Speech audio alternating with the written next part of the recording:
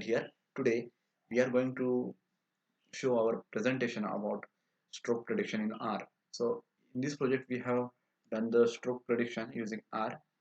Me, my partner Aditya Kulkarni, we are both are included in this project. So here is the first thing, that is our data set. The data set which we have taken from Kaggle is the data set of WHO, and according to the World Health Organization, stroke is the second leading cause of death globally, responsible for approximately 11% of total deaths. So that is why we have chosen this particular dataset. Then these are the some e- entries inside the dataset, dem entries. Then the dataset description. So there are total 5110 rows and 12 columns inside dataset, and these are the all these are the attributes which are in dataset. Then the role of each attribute is listed on this slide, like with gender, hypertension, ever married, work type, residence type. Then the next thing is the all list of all attributes in our dataset. This list can be viewed by using names command. This names command shows the all column headers.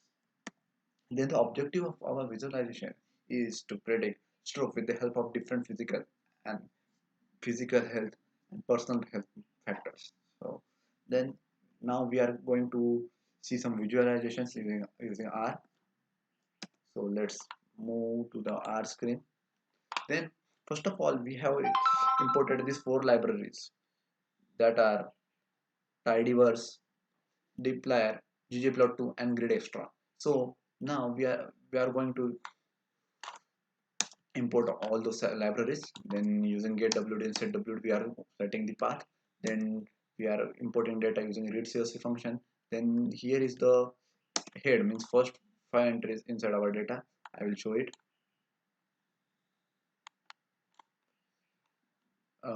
Then dim means dimensions, then structure of data, then showing the summary of data attributes and their plots. So data age summary is there, their histogram is there. This histogram is the histogram between the number of people having stroke, number of people inside dataset, number of people present inside dataset, and their ages. Then the next thing is glucose level. So there is summary of glucose level, and this is the plot for the glucose level. Here we can see that uh, most of the people have glucose level between uh, close to 100, close to 100. And then this is the box plot for that. Here this line, this horizontal dark horizontal line tells us completely that the glucose level is have a is located,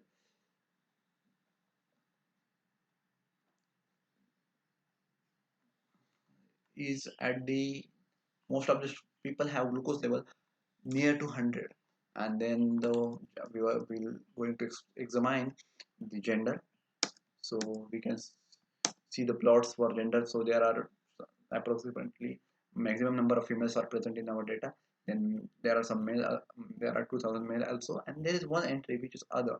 So that is seems to be a that seems to be an error, or that is seems to be a bug in our dataset. So we need to clear this bug in later part of our data discussion.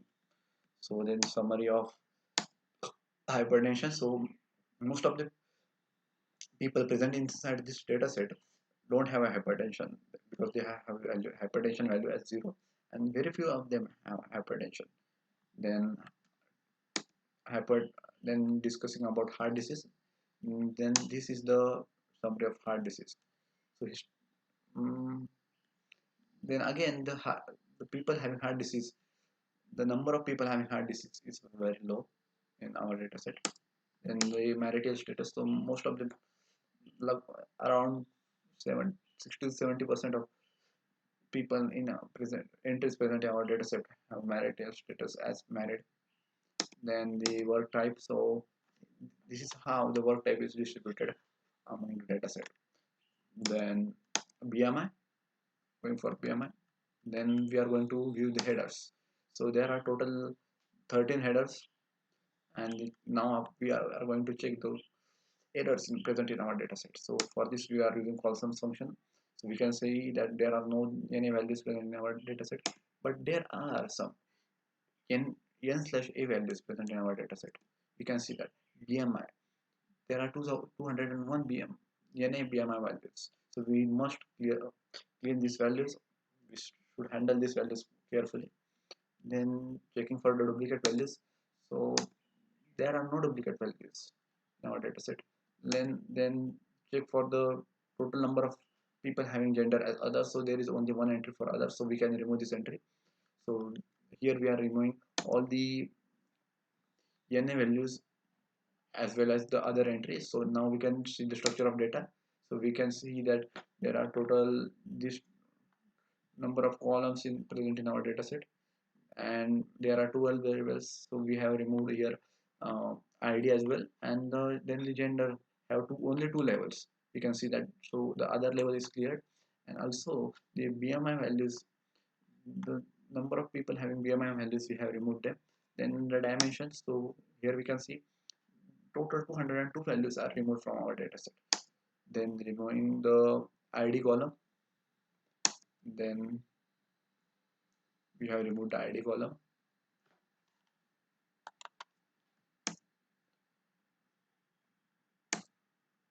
So here we can see the summary of data.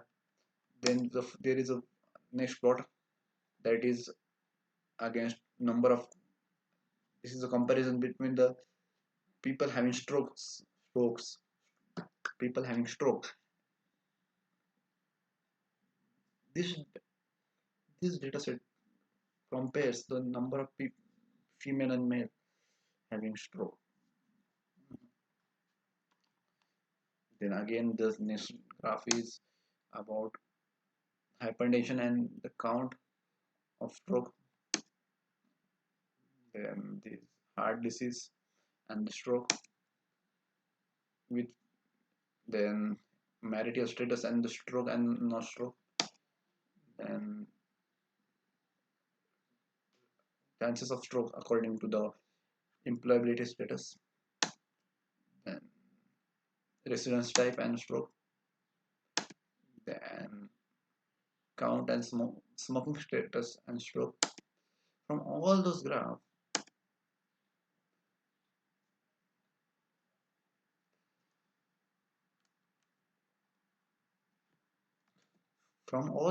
we can predict that there are very few entries in our data set which are having stroke as having stroke. So number of people having stroke in our data set is less. So we need to analyze that particular number of people who have stroke. So for that we are doing the next analysis.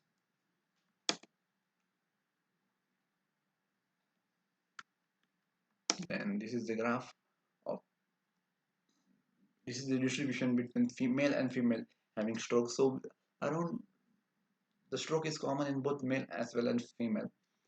Then this is distribution between the gender, and then this is the distribution between the hypertension. So people having hypertension have high chances of having stroke, but the people without hypertension have less chances of having, people having stroke have very less chances of having hypertension. Then similar things with the heart disease. So we can see that number of people with heart disease as well as stroke is more than the number of people having stroke but not heart disease. Again this same marital status and stroke. So the most of the people who are getting stroke are the married ones. The next thing is work type. So we can see that the person who has not worked at have zero chances of getting stroke from our data set. And in children also there is very less possibility of getting stroke, and the private and government job status have equal chances of getting stroke. And the person who has, the person who is self-employed has the highest percentage of getting stroke. Then the stroke percentage according to their residence type. So both rural and urban, the people living in the rural as well as urban area have equal chances of getting stroke. And the last thing, that smoking status and stroke. So the number of people who have smoked and number of people who haven't smoked, all these things have a around same distribution. So we can tell that there is hardly any relationship between the stroke and the smoking.